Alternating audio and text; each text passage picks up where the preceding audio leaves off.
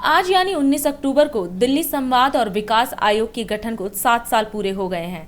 इस मौके पर दिल्ली के मुख्यमंत्री अरविंद केजरीवाल ने प्रेस कॉन्फ्रेंस करके डीडीसीए की उपलब्धियां गिनवाई। मुख्यमंत्री अरविंद केजरीवाल ने कहा, सरकार चलाते समय हम देखते हैं कि मंत्री और अधिकारी इतने ज्यादा मशगूल होते हैं कि नई योजनाओं को डिजाइन करने का उनके पास टाइम नहीं होता। उसकी कमी को पूरा करने के लिए इसका गठन किया गया था। अगर नया प्रोजेक्ट या नई योजना लानी है तो उस पे सोचने का सारा काम डीडीसी करता है। उन्होंने कहा कि दिल्ली सरकार जितनी योजना चलाती है वो सब सफल होती है। अन्य सरकारों की योजना अच्छी तो होती है लेकिन कामयाब नहीं होती। सीएम केजरीवाल ने कहा कि dialogue and development commission 3 stage पर काम करता है, जिनमें डीडीसी योजना को अच्छे से डिजाइन करता है, योजना के लागू होने पर नजर रखता है कि वो सही चल रही है या नहीं, कुछ कमी दिखाई देती है तो उसे ठीक करने का काम करता है। डायलॉग एंड डेवलपमेंट कमीशन, ये एक नया प्रयोग हमने अपनी सरकार में किया था। अक्सर सरकार चलाते टाइम हम लोग देखते हैं जितने भी ऑफिसर्स होते हैं, जितने भी मंत्री होते हैं, वो रोज़मर्रा की ज़िंदगी में, रोज़मर्रा के कामों में इतने ज़्यादा मशगूल होते हैं कि अगर कोई नई योजना लेके आनी हो तो उसके बारे में उस पर पूरी रिसर्च करके, लोगों से बात करके, एक्सपर्ट्स से बात करके उस योजना को डिज़ाइन करने का अक्सर किसी के पास टाइम नहीं होता। इसी वजह से अधकच्ची योजनाएं बनाई जाती हैं सरकारों में, अधकच्ची योजनाएं लागू करते हैं और फिर वो योजनाएं फेल हो जाती हैं। उस कमी को पूरा करने के लिए हमने ये एक्सपेरिमेंट शुरू किया था। आज से 7 साल पहले DDC, dialogue and development commission का गठन किया गया, जिसका काम केवल और केवल ये था कि अगर सरकार में हमें कोई नई चीज़ करनी है, नई योजना लेके आनी है, नया प्रोजेक्ट लेके आना है, उस पे सारा सोचने का काम, उसको डिज़ाइन करने का काम, उस पे सलाह करने का काम डीडीसी करेगा। आज मैं समझता हूँ एक चीज़ जो देखने में आती है कि दिल्ली सरकार जितने काम करती है, दिल्ली सरकार जितनी योजनाएं चलाती हैं, वो अक्सर सफल होती हैं। बाकी सरकारों में देखा गया कि सरकारें योजनाएं तो बहुत अच्छी अच्छी लाती हैं, लेकिन वो सारी योजनाएं ज़मीन पे जाके फेल हो जाती हैं। दिल्ली सरकार में जो योजनाएं, हमारे प्रोजेक्ट्स जो बहुत ज़मीन पे जाके सफल होते हैं, उसका बहुत बड़ा श्रेय मैं डीडीसी को देना चाहता हूँ। उसका कारण ये है, 3 स्टेज पे डीडीसी काम करता है। पहली स्टेज उस योजना को और उस प्रोजेक्ट को अच्छे से डिज़ाइन करता है। एक तरफ एक्सपर्ट से बात करता है, दूसरी तरफ जितने स्टेक होल्डर्स हैं उनसे बात करता है और उनसे बात करके उस एक मजबूत योजना या मजबूत प्रोजेक्ट डिज़ाइन किया जाता है। दूसरा, जब उसे इम्प्लीमेंट किया जाता है तो उसके ऊपर नज़र रखता है डीडीसी, सही चल रहा है, सही नहीं चल रहा है। अक्सर सरकारों के पास टाइम नहीं होता, लागू कर दिया, डीएम को बोल दिया, डीसी को बोल, चल रहा है, उस पर सुपरविजन का टाइम नहीं होता, वो डीडीसी करता है।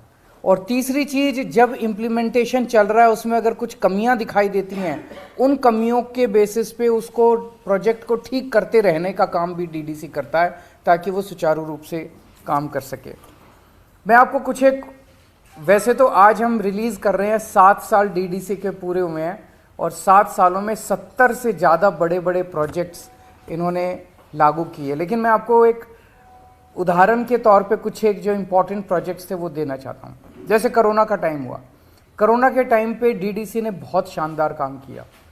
मैंने जैस्मिन साहब को फ़ोन किया, जैस्मिन डीडीसी के वाइस चेयरमैन हैं। मैंने डीडीसी जैस्मिन को फ़ोन किया कि एक तरफ तो मजदूर लोग, बच्चे, युवा बेरोज़गार घूम रहे हैं, उनके पास रोज़गार नहीं है, और दूसरी तरफ बहुत सारी फैक्ट्रियां ऐसी हैं, बहुत सारे इस्टेब्लिशमेंट्स ऐसे हैं जो कि बंद हो रहे हैं क्योंकि उनके पास काम करने वाले नहीं हैं, वो रोज़गार देना चाहते हैं। तो इन दोनों की मैच मेकिंग कैसे की जाए, इस पे डीडीसी ने काम करके एक शानदार रोज़गार पोर्टल का तैयार किया और उस रोज़गार पोर्टल के ज़रिए 10 लाख से भी ज़्यादा, बहुत से भी कहीं ज़्यादा नौकरियां तैयार हुई। खूब सारे युवाओं को नौकरियां मिली और नौकरी देने वाले और नौकरी लेने वाले, इनका संगम जो है डीडीसी ने कराया। इसके बाद हमने कोरोना के टाइम में एक स्कीम निकाली थी कि कोरोना की टाइम पे लोगों की रोज़गार ख़त्म हो गए थे, घर में खाने को नहीं था, पैसे नहीं थे। सो हम ये चाहते थे कि कोई भी भूख से नहीं मरना चाहिए। तो एक तरफ वो लोग थे जिनको राशन मिल रहा था राशन की दुकानों पे, एक तरफ वो लोग थे जिनके पास राशन कार्ड नहीं था लेकिन गरीब थे, उन तक राशन पहुंचाने के लिए फ्री राशन देने की हमने योजना बनाई। अब इसमें बहुत चैलेंजेस थे। अगर हम कह देते भाई कोई भी जाके फ्री राशन ले लो, तो वहाँ तो भीड़ मच जाती, वहाँ पे तो मारकाट मच जाती, एक एक आदमी 10-10 बार भी ले सकता था। इन चीज़ों को टैकल करने के लिए ई कूपन का सिस्टम इजाद किया गया, जो पूरा डीडीसी ने बनाया और उसको मॉनिटर किया। दिल्ली की जो इलेक्ट्रिक व्हीकल पॉलिसी है, जिसकी चारों तरफ दुनिया भर में, केवल देश विदेश नहीं दुनिया भर में इतनी तारीफ हो रही है इलेक्ट्रिक व्हीकल पॉलिसी की, ये साल 1.5 साल तक डीडीसी ने जितने स्टेक होल्डर्स थे, जितने इसमें एक्सपर्ट्स थे, सबके साथ बहुत ज़्यादा रिगरस कंसल्टेशंस की है। ये कंसल्टेशंस नॉर्मल सरकारों के अंदर करना संभव नहीं होता कि अफसर इतने सारे कंसल्टेशंस कर रहे हैं। उन कंसल्टेशंस के बाद एक रॉबस्ट दिल्ली की इलेक्ट्रिक व्हीकल पॉलिसी आई, जो कि बहुत सफल हो रही है। डीडीसी ने 7 साल के अंदर बहुत शानदार काम किया है।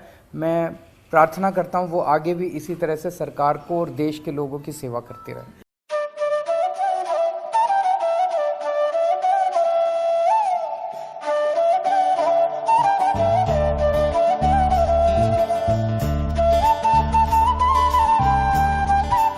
और अधिक खबरों के लिए आप हमारे YouTube चैनल दैनिक इंडिया दर्पण को अभी सब्सक्राइब करें और नोटिफिकेशन के लिए बेल आइकन को प्रेस करना ना भूलें।